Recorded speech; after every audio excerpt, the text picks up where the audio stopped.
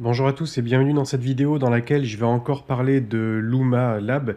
J'avais fait une vidéo récemment sur la chaîne dans laquelle j'ai présenté l'outil Imagine qui permet de générer un modèle 3D à partir d'une phrase. Donc comme Midjourney ou Stable Diffusion, vous écrivez votre prompt pour demander quelque chose et ça va générer le modèle 3D. Je vous avais fait deux exemples, j'avais généré un arbre en 3D ainsi qu'une créature en 3D. Donc c'était plutôt pas mal. Et là, ce que je vais faire, c'est que je vais vous présenter un deuxième outil, qui est leur deuxième outil donc disponible, qui est l'outil de capture. Cet outil de capture est vraiment génial également. C'est simplement que ça va vous permettre de d'utiliser une vidéo que vous avez sous la main pour pouvoir générer une scène 3D à partir de votre vidéo. Plutôt que d'essayer d'expliquer ça, je vais vous montrer directement la démonstration. Donc voilà, là c'est une vidéo que j'ai faite avec mon téléphone. J'ai fait vraiment la vidéo très rapidement à l'arrache, elle dure moins de 30 secondes. Je filme donc un jouet en bois, comme ça, je tourne autour du jouet en bois. Normalement, il aurait fallu que j'aille bien dessus, bien dessous, bien sur le côté, que je m'approche, que je recule. J'aurais dû aller un petit peu plus dans les détails au niveau de la vidéo. Donc là, j'ai fait ça très rapidement. Donc voilà la vidéo, je tourne autour de l'objet. C'est aussi simple que ça. Une fois que vous avez votre vidéo, vous allez sur donc LumaLab dans l'outil de capture, puis vous cliquez sur Create. Donc pour ceux qui n'ont pas vu la vidéo précédente, je vous invite quand même à regarder la première vidéo. J'expliquais qu'il faut créer un compte. Une fois que vous avez votre compte, vous pouvez donc utiliser les outils. Et dans Create, vous allez avoir la possibilité de faire glisser votre vidéo. Et puis c'est fini, vous n'avez plus rien à faire. Pour pouvoir faire une bonne vidéo, je vous recommande de lire la fac et l'aide. Dans l'aide, on vous donne quelques petits conseils. Et au niveau de la fac, on va vous donner beaucoup plus de conseils, beaucoup plus de détails sur comment vous pouvez optimiser votre vidéo afin d'avoir le meilleur rendu possible. Donc moi, vous avez vu, j'ai vraiment fait une vidéo à l'arrache, très rapidement. J'ai uploadé la vidéo, donc la vidéo est ici. C'est censé se lancer, mais c'est pas bien grave. Et si je clique sur la vidéo, donc là, la magie va opérer. On a un nuage de points 3D, puis j'ai mon modèle 3D qui apparaît. Donc là, on a l'impression que c'est une petite animation, mais en réalité, non, c'est pas une animation. Je peux vraiment utiliser ma souris pour tourner dans la scène en 3D et visualiser donc mon modèle 3D sous tous les angles. En tout cas, tous les angles ou presque, puisque comme je n'ai pas posé mon téléphone au sol pour filmer bien dessous, à un moment donné, ça finit par se flouter parce qu'on n'a pas ces informations dans la vidéo, on n'a pas ces détails. Mais vous voyez que c'est assez incroyable. On a un modèle 3D de l'objet qui a été filmé.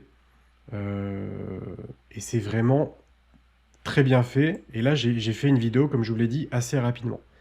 Vous avez la possibilité de modifier des paramètres dans, dans le logiciel en ligne pour pouvoir créer vous-même des petites animations, comme si vous étiez dans la scène 3D, pour pouvoir créer des animations et un mouvement de caméra. Donc là, je ne vais pas le faire ici. Ou vous avez la possibilité de télécharger votre scène.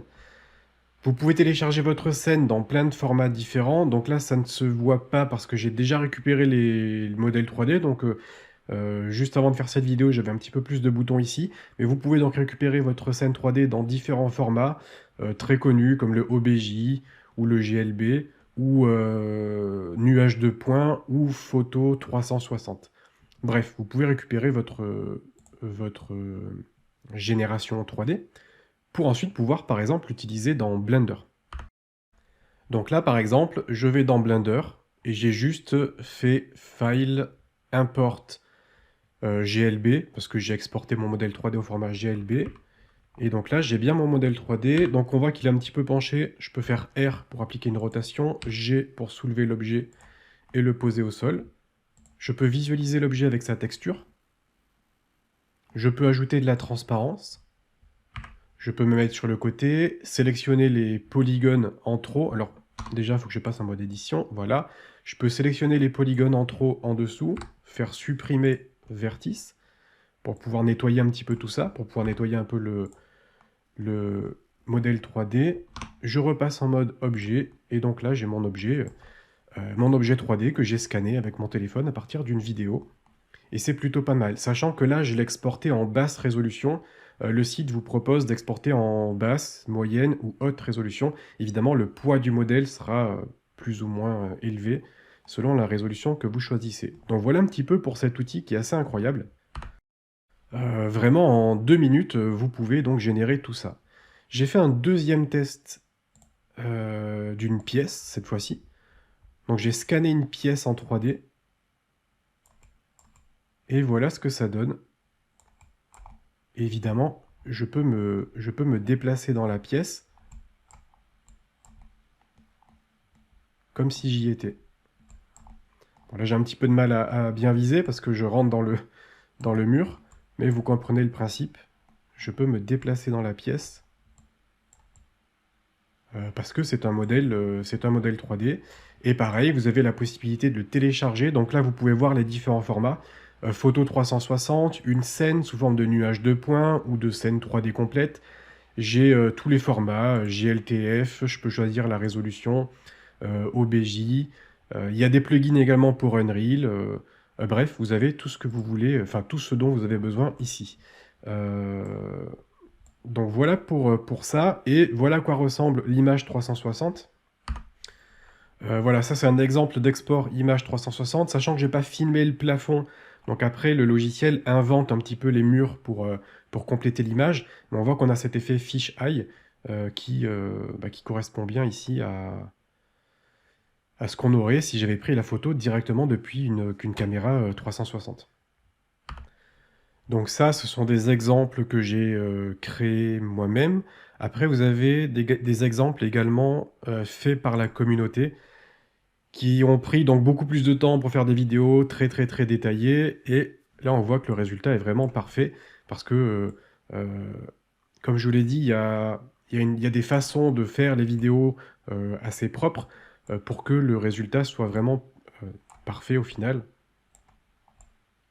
Il faut mettre la caméra un peu en bas, un peu au milieu, un peu en dessus. Il faut vraiment essayer de filmer la scène sous tous les angles. Et puis la caméra est capable enfin le logiciel est capable de recréer les modèles 3D qui sont assez distants. Vous voyez, on a vraiment tous les arbres en 3D, toutes les voitures du parking, les bâtiments en arrière-plan. Donc on a vraiment la scène 3D qui est recréée euh, vraiment au maximum. Tout ce qui est visible dans la vidéo sera recréé en 3D. Évidemment, au plus on s'éloigne de l'objectif, au plus on perd en détail et en précision. Mais c'est plutôt pas mal pour un service qui est relativement nouveau sur le marché. Donc voilà pour la présentation de l'outil capture de Luma AI. Pour l'instant, il y a 2 outils, donc j'ai fait les vidéos sur ces 2 outils. Évidemment, s'il y a d'autres services qui sont disponibles bientôt, je vous ferai des vidéos. Il y a d'autres outils qui sont en cours de développement, donc il y aura forcément d'autres vidéos que je vous proposerai sur la chaîne. Du coup, pensez à vous abonner et à me dire ce que vous pensez de ce genre de vidéo dans les commentaires, et je vous dis à bientôt pour d'autres tutos.